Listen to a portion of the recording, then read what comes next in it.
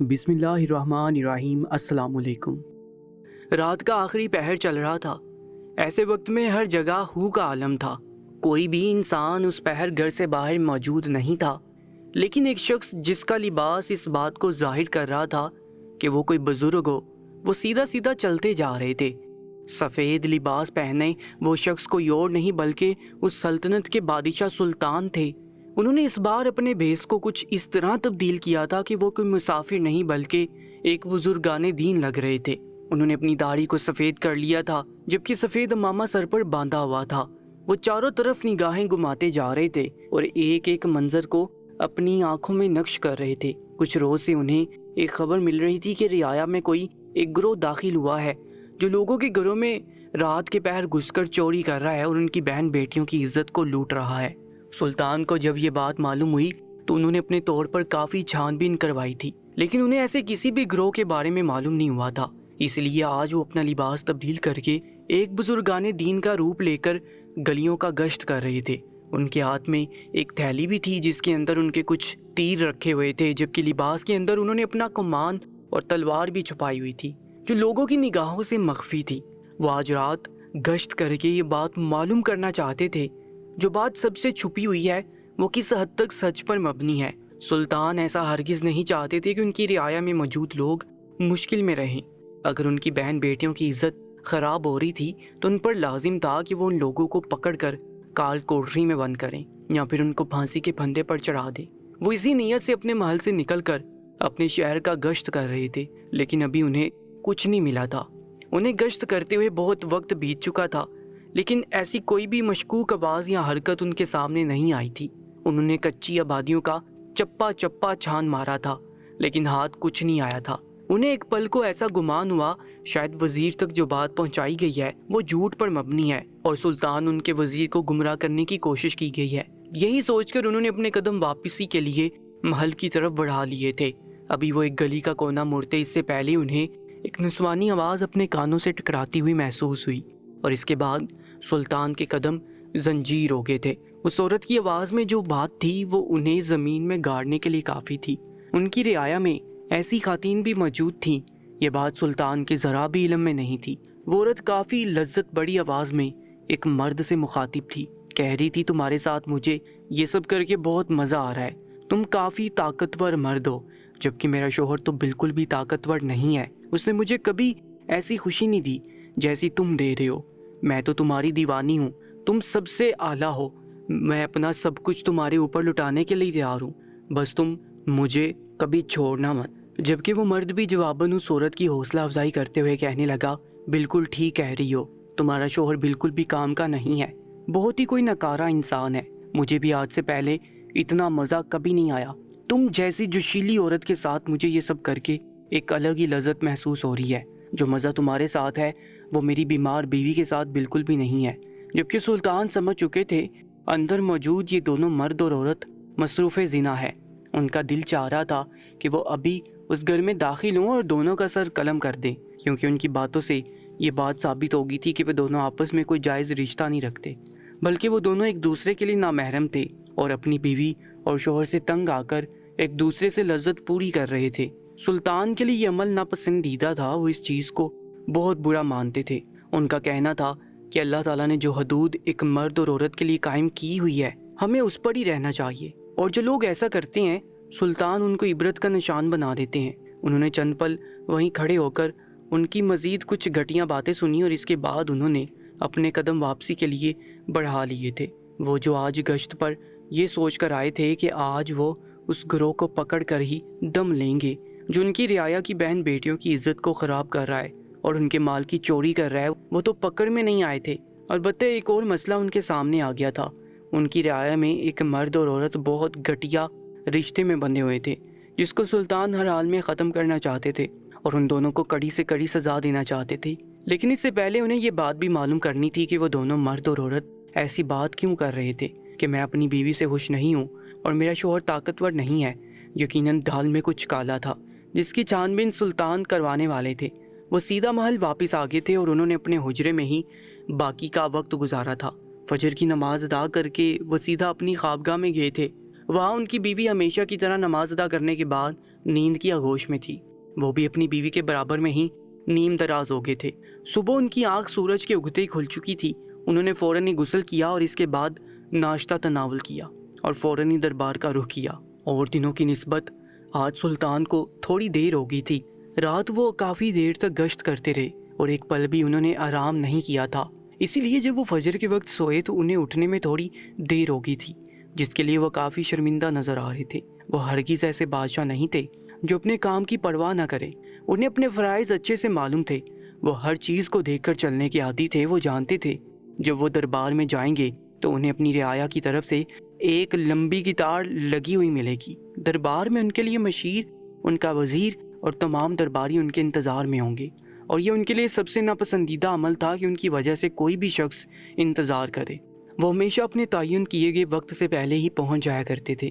ان کو دربار میں داخل ہوتا دیکھ تمام درباری اور مشیر ان کے ادب میں کھڑے ہو چکے تھے، جبکہ سلطان قدم با قدم چلتے ہوئے ایک شان سے اپنی نشست پر براجمان ہو گئے۔ ان کے برابر میں ہی قاضی کا تخت لگا ہوا تھا، جبکہ بائیں جانب ان کا وزیر پشت پر ہاتھ باندھے ان کی حفاظت کے لیے مامور تھا۔ 2 سپاہی ان کو ہوا دے رہے تھے۔ مبالغہ سبھی اپنے اپنے کام میں مصروف ہو گئے تھے۔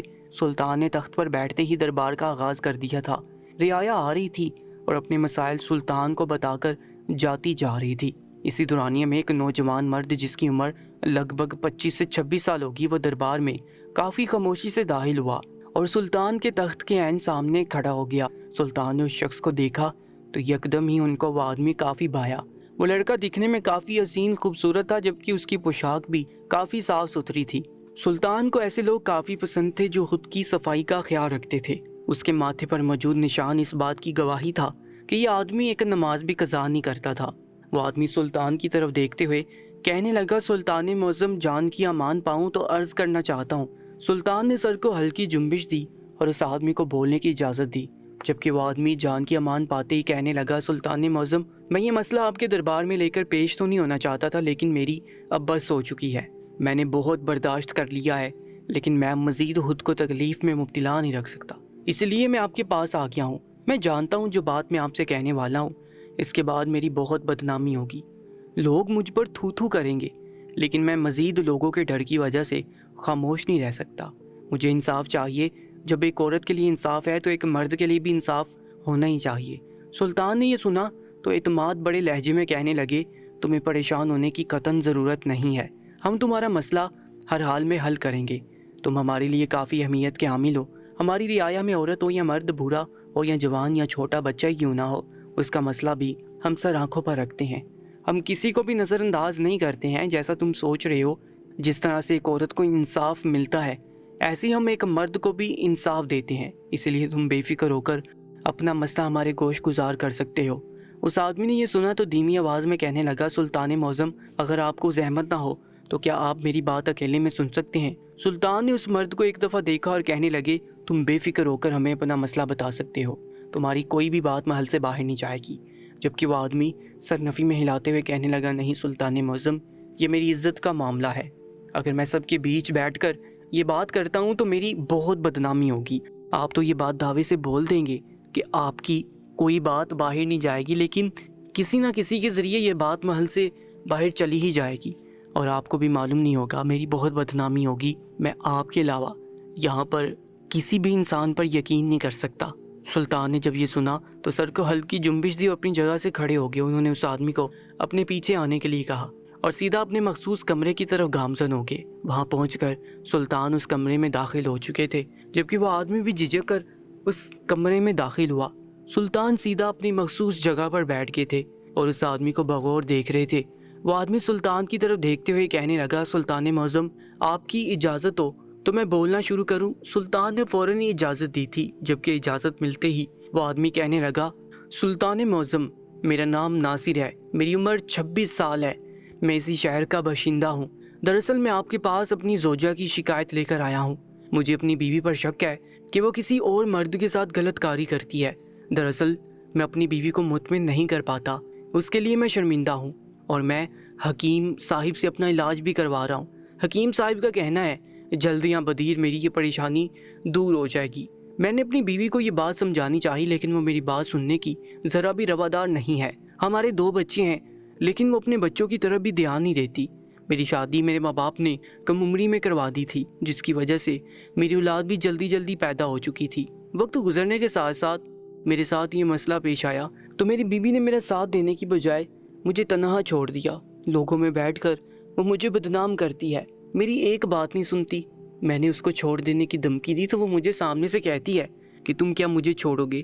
کچھ دن بعد میں ہی تمہیں چھوڑ کر یہاں سے چلی جاؤں گی، بس کچھ دن مجھے دے دو، میں فوراً ہی اپنا بندوبست کر لوں گی۔ سلطان معظم یہاں تک تو ٹھیک تھا، میں اس کی تلخ کلامی برداشت کرتا رہتا تھا، لیکن کچھ دن سے مجھے ایسا محسوس ہو رہا ہے کہ میری بیوی کسی اور مرد کے ساتھ غلط فعل انجام دیتی ہے۔ ساری رات وہ گھر سے غائب رہتی ہے، آدھی رات کو میری آنکھ کھلتی ہے تو وہ بستر پر موجود نہیں ہوتی، نہ جانے وہ کہاں چلی جاتی ہے۔ ایک روز میں نے اس سے غصہ کر کے یہ بات پوچھی تو اس نے صرف مجھے یہی کہا کہ میں تو ندی کے پاس جاتی ہوں یا پھر اماں کی طرف چلی جاتی ہوں، اس کے علاوہ تو میں کہیں نہیں جاتی۔ جبکہ سلطان معظم، میں یہ بات دعوے سے کہہ سکتا ہوں کہ میری بیوی کسی کے ساتھ غلط کام میں ملوث ہے۔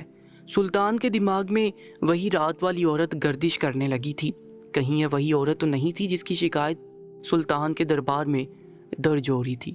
سلطان اس آدمی کو بغور سن رہے تھے۔ وہ مزید کہنے لگا، یہاں تک بھی ٹھیک تھا، میں اس کی اس بات پر ایمان لے آیا تھا، لیکن سلطان معظم اگر وہ ندی پر جاتی ہے یا پھر اپنی ماں کے گھر جاتی ہے تو سارا دن وہ نڈال کیوں رہتی ہے؟ وہ ہر وقت تھکی تھکی سی رہتی ہے، اور کل تو اصل دنگل مچا تھا۔ کل جب وہ گھر واپس آئی تو اس کے پاس سے ایک ایسی بدبو آ رہی تھی جو اس بات کی گواہی تھی کہ وہ کسی غیر مرد کے ساتھ غلط کاری کر کے آئی ہے۔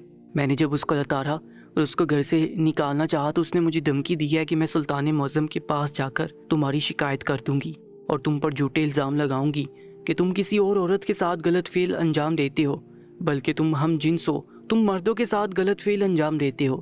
سلطان معظم، میں جانتا ہوں کچھ دیر بعد ہو سکتا ہے میری بیوی آپ کے پاس آ کر یہ سب باتیں کریں، لیکن اس سے پہلے ہی میں آپ کے پاس آ کر یہ بات کرنا چاہتا تھا، کیونکہ اگر وہ آپ کو میرے خلاف بھڑکاتی تو آپ مجھ سے بدگمان ہو کر مجھے سزا دے دیتے۔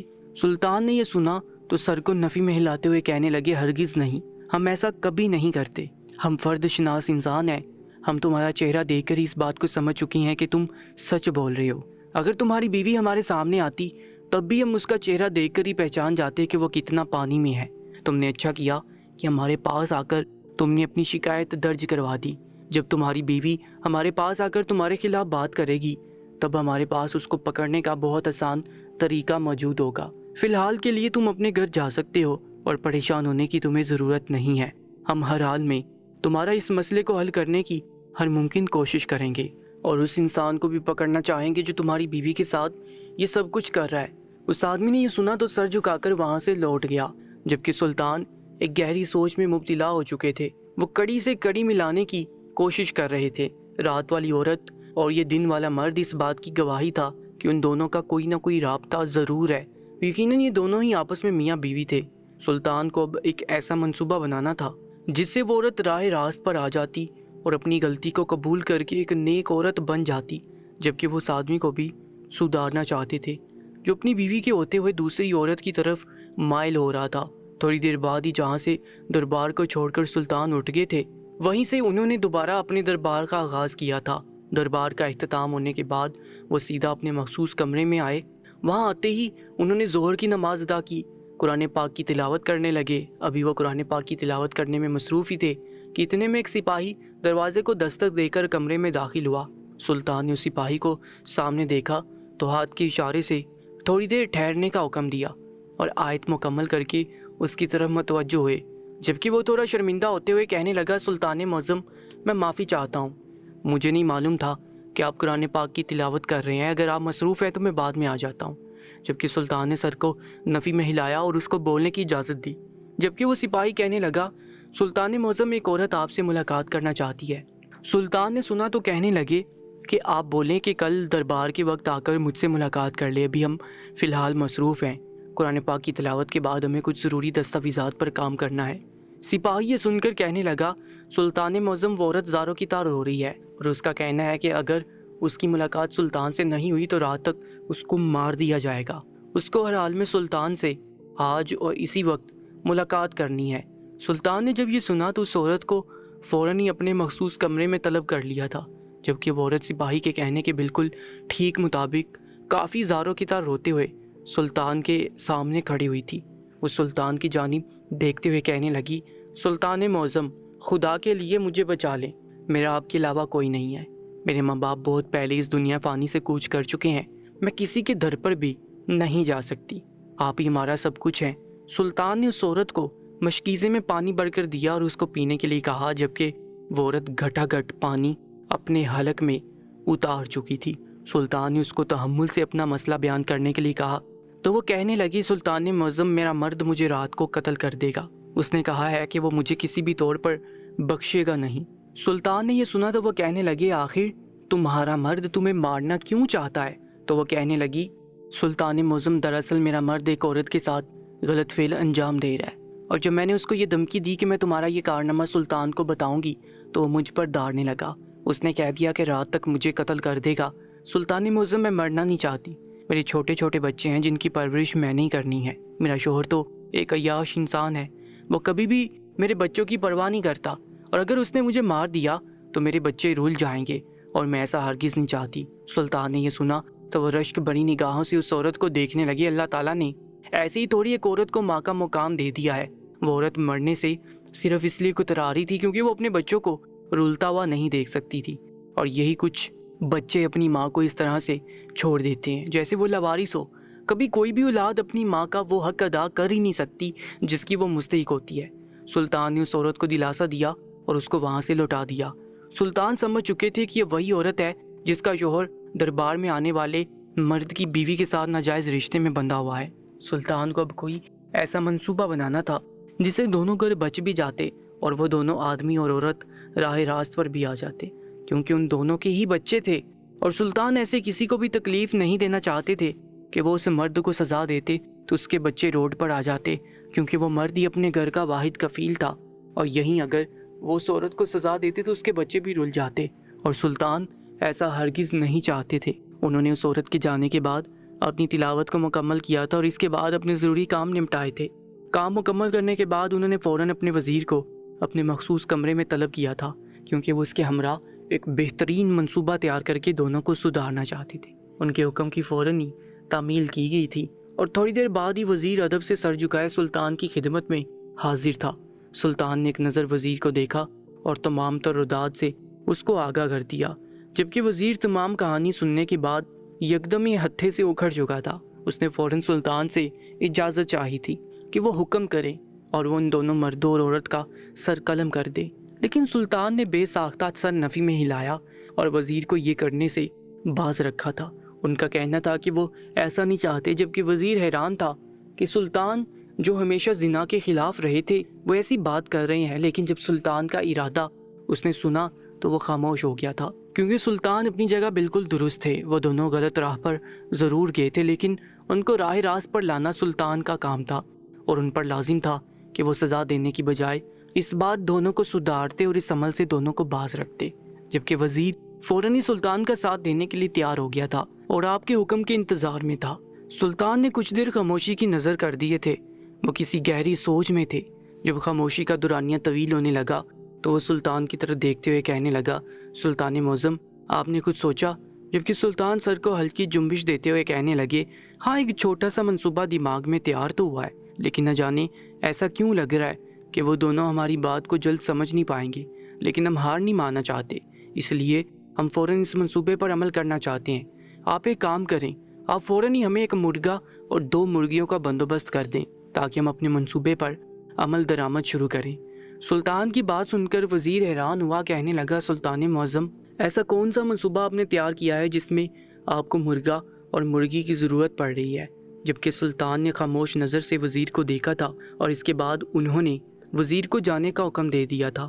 جو وہ سوچ رہے تھے اگر وہ ممکن ہو جاتا تو معاملہ بن سکتا تھا، لیکن اگر وہ ممکن نہیں ہوتا تو سلطان کو سزا کا سہارا لینا تھا، لیکن وہ ایسا نہیں چاہتے تھے۔ وقت اپنی رفتار کے مطابق گزر چکا تھا اور وزیر بھی الگ الگ پنجرے میں ایک مرغا اور 2 مرغیاں ڈال کر تیار کھڑا ہوا تھا۔ سلطان ایک بار پھر اپنا بیس تبدیل کر کے بزرگان دین بن چکے تھے اور وزیر کے ہمراہ اس آدمی کے گھر چلے گئے جو دوپہر کے وقت اپنی بیوی کی شکایت لے کر آیا تھا۔ سلطان نے ایک نظر اپنے وزیر کو دیکھا اور خاموشی سے اس گھر میں داخل ہو گئے۔ گھر کے اندر جھانکا تو بچے نیند کی آغوش میں تھے، جبکہ دونوں میاں بیوی ایک دوسرے سے خفا پیٹھ موڑے لیٹے ہوئے تھے۔ سلطان نے وزیر کو حکم دیا تھا کہ مرغے کو کمرے کے اندر داخل کر دیا جائے۔ وزیر نے فوراً ہی سلطان کے حکم پر مرغے کو پنجرے سے نکال کر کمرے میں ڈال دیا تھا، جبکہ چند پل بعد انہوں نے دونوں مرغیوں کو بھی اندر بھیجنے کا حکم دیا تھا۔ وزیر کافی حیران ہو رہا تھا کہ سلطان آخر کیا کرنا چاہتے ہیں۔ تھوڑی دیر بعد ہی وہ مرغا جنسی عمل کرنے کے لیے ایک مرغی کے پیچھے بھاگا تھا، جبکہ اندر موجود دونوں میاں بیوی ایک کونے میں ہو گئے تھے کہ مرغا اور مرغی گھر کے اندر کیسے داخل ہوئے۔ دونوں اچانک سے مرغا مرغی کے آ جانے سے آس باختہ ہو چکے تھے۔ وہ مرغا جنسی عمل کرنے کے لیے کبھی ایک مرغی کے قریب جاتا تو کبھی دوسری مرغی کے قریب جاتا، جبکہ وہ عورت اور مرد دونوں حیران تھے۔ تھوڑی دیر گزر جانے کے بعد جیسے ہی وہ آدمی ہوش کی دنیا میں لوٹا تو اس نے کھڑے ہو کر ان مرغا مرغی کو اپنے گھر سے بھگانا چاہا، لیکن دروازے کے پاس ہی دو آدمیوں کو کھڑا دیکھ وہ حیران ہوا اور بلند آواز میں سلطان اور ان کے وزیر سے پوچھنے لگا کہ آپ لوگ کون ہیں اور میرے گھر میں بنا میری اجازت کے کیسے داخل ہو گئے؟ سلطان نے ایک نظر اس آدمی کو دیکھا اور وزیر کے ہمراہ خاموشی سے اس کے کمرے میں داخل ہوئے، جبکہ اس عورت نے فوراً ہی اپنے اوپر ایک چادر اوڑھ لی تھی۔ وہ بھی سلطان اور وزیر کو حیرت بڑی نگاہوں سے دیکھ رہی تھی۔ سلطان نے اس عورت کی طرف دیکھا اور کہنے لگے، نوجوان عورت، کیا تمہیں ان مرغا مرغی کو دیکھ کر کچھ سمجھ آیا؟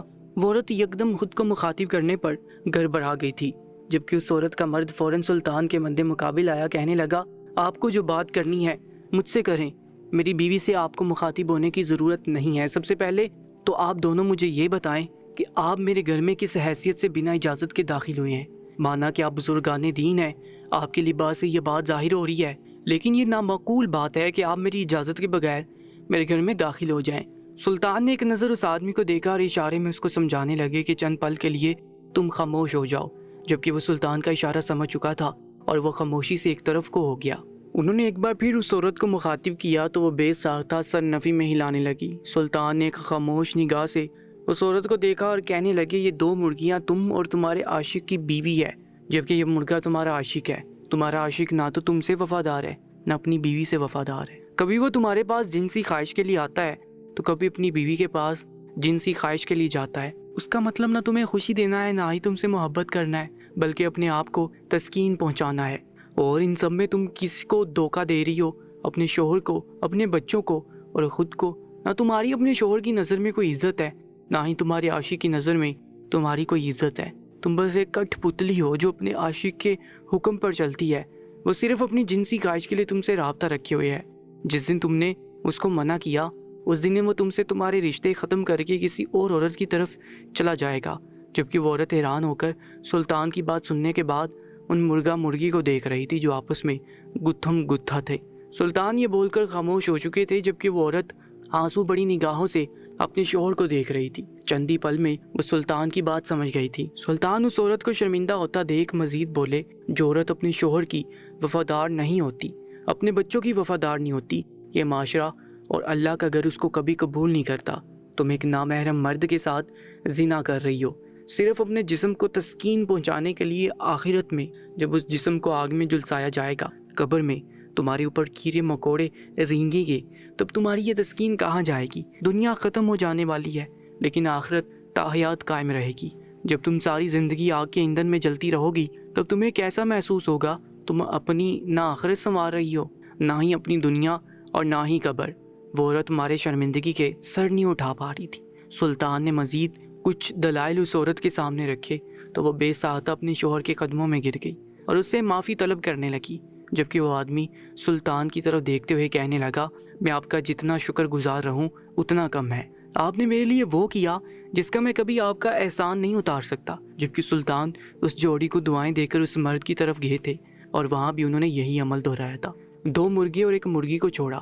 سلطان نے اس آدمی کی آنکھوں پر جو دھند تھی وہ ہٹا دی تھی، جبکہ دونوں ہی جوڑی سلطان کے شکر گزار تھے کہ انہوں نے ان دونوں کو سیدھی راہ دکھا دی۔ سلطان چاہتے تو ان دونوں کو سزا دے سکتے تھے، لیکن ہر بار سزا دینے سے مسائل حل نہیں ہوتے۔ بعض اوقات کچھ سمجھ سے بھی مسئلے حل ہو جاتے ہیں اور جو گھر ٹوٹ رہے ہوتے ہیں وہ بچ جاتے ہیں۔